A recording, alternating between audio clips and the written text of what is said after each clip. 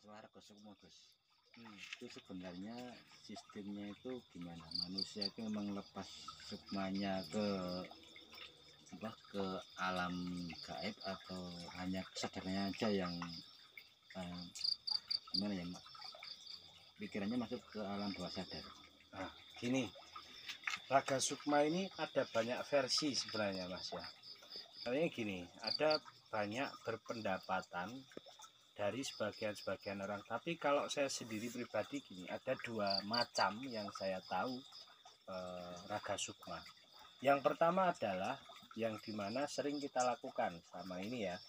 Jadi yang kedua itu adalah yang dimana belum pernah jenengan lakukan, mungkin posisi sendiri, yang dimana ada orang yang bilang kalau kita posisi Raga Sukma itu harus menggunakan yang longgar-longgar dan tidak boleh didampingi siapapun, atau harus yang mendampingi tidak boleh menyentuh dengan tubuh kita. Terus dan posisinya itu tidak boleh dibedakan dari awal pas keluar. Maksudnya posisi duduk atau berdiri itu tidak berubah. Tidak berdiri, ini harus tidur. Posisi tidur.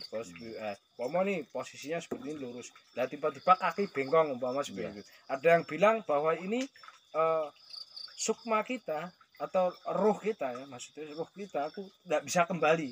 Ada yang berpendapat seperti itu. Terus yang selama ini kita lakukan bahwa kita sering terjadi kok tanahnya gerak-gerak seperti itu, apa sih ini? Nah, sebenarnya adalah itu korin kita. Korin sebenarnya.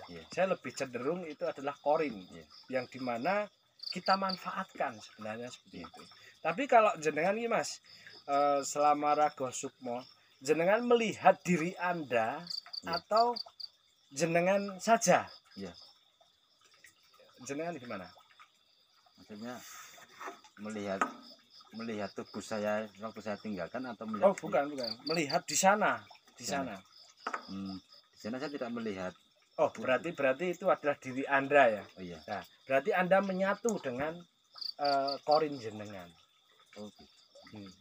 Korin jenengan. Makanya kenapa meskipun ini perbedaan dari sisi tempat tubuh jenengan mau guling mau tidak mau, tidak apa-apa, masih bisa kembali kan. Kenyataannya yang seperti itu. Cuman Mas, kalau karena kita ini kan masih proses dalam pembelajaran nih, maksudnya seperti itu. Kenapa setiap kali panjenengan keluar itu harus sering didampingi? Kalau tidak ini berbahaya sebenarnya. Pada saat jenengan keluar, energi atau gaib ini sebenarnya pada mantau dan mendekat ke arah kita, meskipun sebenarnya jauh tapi cerak sebenarnya, karena kenapa? Ada dunia gaib ini cerak. Ya, mantau semua dari mana. Nah ini golek celah gimana caranya? Takutnya yang saya takutkan adalah dimana tiba-tiba ini dari ini ngetes nyerang. Yang berbahayanya kan di situ. Berbahayanya. Walaupun dalam diri kita sudah ada energi, tapi dia tetap bisa masuk ya. Tergantung dari energi kita. Bisa tetepan Mas. Meskipun besar nih kekuatan energi dari dalam tubuh kita, bisa saja, karena mereka ini juga ada yang lebih besar. Ya kan maksudnya gitu. Ada yang lebih besar lagi kekuatannya. Mungkin selama ini yang kita temui adalah yang standar nih. Jenengan belum pernah menemukan yang dimana sampai luar biasa. Tapi saya pernah menemukan jin yang dimana bahkan saya sempat tarung pun sempat hampir pingsan. Saya sendiri hampir pingsan. Bahkan dia sendiri hampir masuk ke dalam tubuh saya. Nah itu yang saya takutkan di situ. Takutnya segitu bleng hilang kesadaran, lepas kontrol semuanya. Kalau ada yang sudah artinya bisa menyelaraskan, tidak apa-apa. Nek njur kabur kabeh umpama kanca-kancane ya judek lah malah. Bubar kabeh. Waduh, lho Gus oleh kelempul mlayu wae. Golek amane umpama. Lagi sing nambane sapa?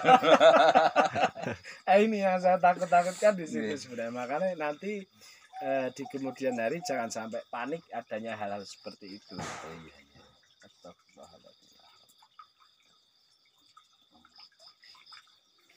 Terus ini Gus, kalau waktu kita keluar Raga Sukma ya, terus ada jin yang melihat tubuh kita itu berbentuk energi atau tetap wujud jasad manusia. Coba ulangi, coba aku belum korek karena masih connect ke sana. Oh iya. Ada interaksi sebenarnya di sana. Suara swader tadi. Iya betul. Itu adalah interaksi karena tidak ada pohon di atas Rumah. bukan, itu kamar mandi di belakang. Tidak ada pohon mas apapun.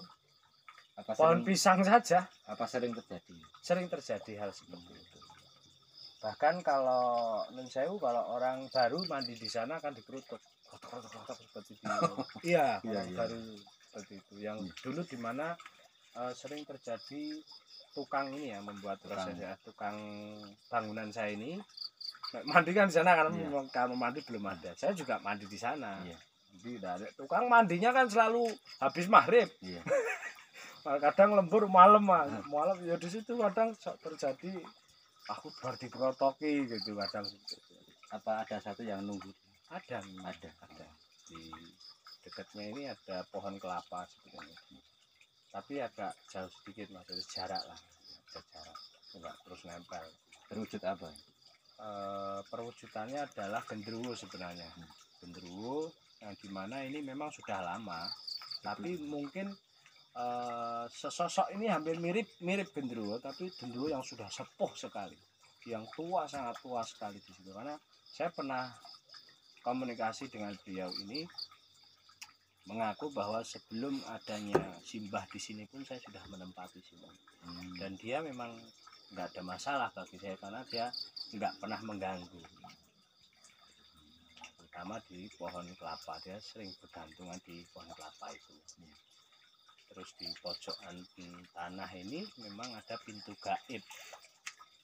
Sebelah sini? Ya, di pojokan sana itu ada pintu gaib yang dimana itu masuk ke lorong itu. Ke lorong, kemungkinan itu adalah keraton ya, kayak pintu gerbang gitu. Dan itulah yang dimana sering keluar masuknya jin dari situ. Nek kadung pas keluar banyak mas di belakang, terutama di belakang sini, di belakang rumah ini, tempat bermainnya, terus sana ya pojok situ itu, di tempat yang agak gelap-gelap itu. Satu kerajaan kan? Mungkin bisa jadi kerajaan. Yakinan saya adalah kerajaan karena ada beberapa warga yang pernah cerita bahwa dia itu pernah melihat rumah megah di situ. Pojokan sini? Iya, pas di pojokan itu, pas tikungan sini. Dia nggak sadar. Itu tukang rumput kayak ceritanya gitu itu. Rumput, dia diajak wanita di situ suruh mampir lah di rumah itu. Apa malam itu? Malam. Jadinya malam. Dia melihat ada rumah mewah, sangat mewah sekali dulu seperti itu katanya. Sangat mewah. Terus dia suruh bermalam karena hujan mas. Bermalam di situ ya, akhirnya pagi-pagi sudah semampir di wet ploso. Jadi di situ ada wet ploso dulu. Ditemukan warga baru sadar dia gitu. Dibangunkan warga, lu aku tadi malam tidur di rumah mewah megah kok tadi nih wet ploso pojokan. Terus waktu ditanya itu mampir ke rumah mewah itu dikasih makan atau gimana atau enggak, suruh tidur aja, suruh mampir karena hujan kondisinya, mampir sini. Oh ya, habis itu udah gak berani lewat. Dan dulu memang ditakuti oleh warga ya, sampai sekarang pun masih ditakuti di pertigaan ya, di tikungan, cari tikungan gitu sampai sekarang. Nah dulu waktu saya di sini masih gelap mas, akhirnya saya suruh orang kampung sini untuk memberikan lampu biar tidak terlalu gelap. Terus akhirnya ya alhamdulillah dengan adanya lampu ini interaksi mereka berkurang. Meskipun masih ada tapi berkurang, nggak seperti waktu pas belum adanya lampu. Tapi ya sering terkendala oleh lampu, awal-awal sering mati hidup. agak berinding begitu. Enggak, pengen kembali ke masalah genderuwo yang sering melempari waktu kalau mandi di situ. Itu kalau belinya itu udah lama di sini dan dia baik apa itu dia muslim? Enggak, kalau muslim sih tidak saya bilang, karena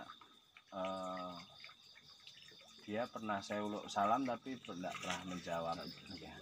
Tapi tidak ganggu. Tidak ganggu memang. Dan sudah beberapa dari warga pernah dilihatkan itu perwujudannya, di mana matanya hidup besar, tinggi besar, hitam. Ya, kita kembali ke masalah yang tadi Raga Sukma tadi, Gus. Ya. Waktu kita keluar, Gus, kan kita melihat diri kita waktu itu di satu tempat. Ya.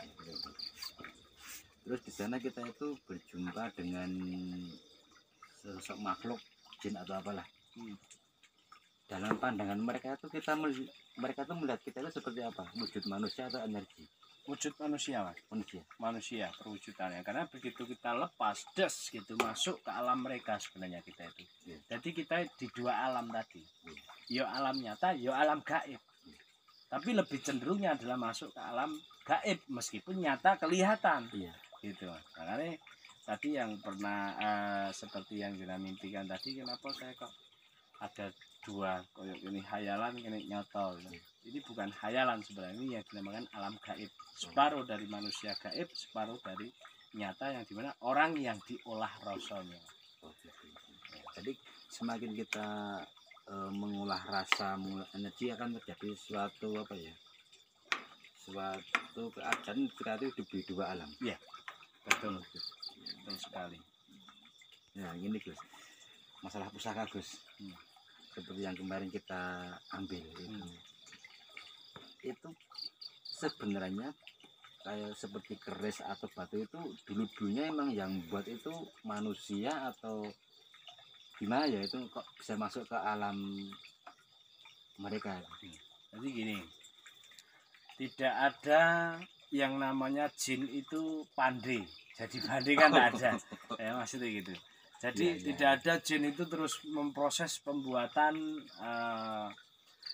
keris ataupun batu ataupun apa, tidak ada sebenarnya.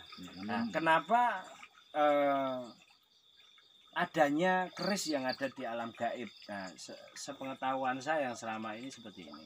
Ini pendapat saya ya, takutnya nanti ada orang yang berpendapat lain, pandangan yang di pandangan lain banyak sebenarnya. Tapi kalau dari pandangan sudut pandang saya sebenarnya seperti ini. Ini sebuah benda pusaka yang dimana dibuat dulu oleh empu. Lah empu ini menggunakan ritual-ritual khusus, mantra-mantra khusus pembuatannya, ada harinya, ada tanggalnya, ada bacaannya dan lain sebagainya. Nah disitulah masuklah energi ke dalam keris tersebut. Akhirnya keris ini memiliki khodam, memiliki kandungan khodam tersendiri, ada kekuatannya tersendiri. Nah disitulah si empu ini meninggal, atau ini dipasrahkan kepada saya. Ini saya gunakan, fadilahnya seperti ini, A, B, C, D, E, G, umpama seperti itu. Tiba-tiba saya meninggal, saking kuatnya dengan energi tersebut, ini bisa hilang, Mas. Sebenarnya tidak hilang, tapi di pandangan kasab dengan mata fisik itu tidak bisa kelihatan. Umpama lagi, saya bawa ke rumah, ini asal muasalnya dulu khodam ini pengisiannya ada di Gunung Lawu umpama, dia akan kembali ke sana sama seperti itu. Atau bisa jadi dia cukup di situ saja menghilang dengan pandangan mata fisik. Seperti itu, dengan energi yang dimana dia punya. Maka kenapa bisa diwujudkan dengan orang-orang tertentu, maksudnya orang-orang yang mengolah batiniah rasa tadi ya, maksudnya mengolah rasa tadi. Disitulah prosesnya sebenarnya, Mas. Bukan terus ini dibuat oleh jin, tidak.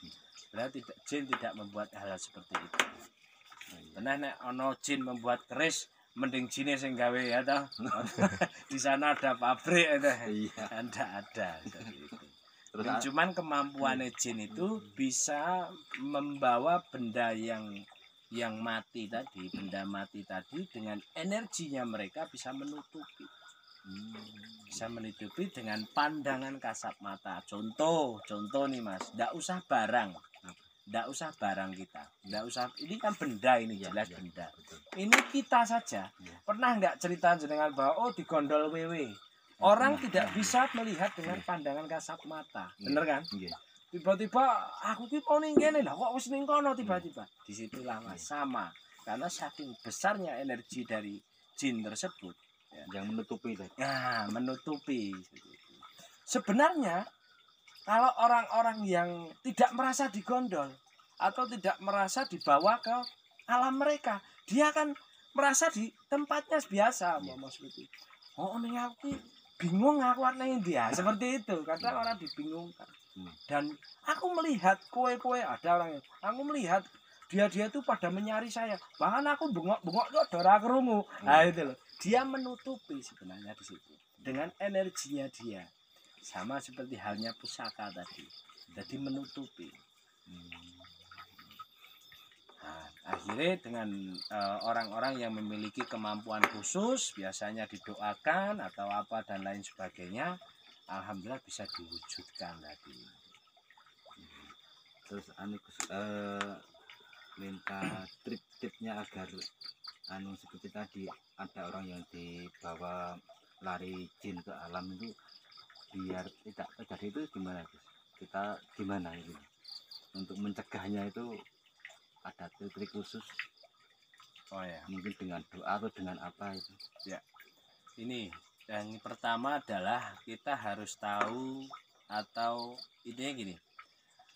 Kita lebih mendekatkan kepada Gusti Allah. Ya seperti itu.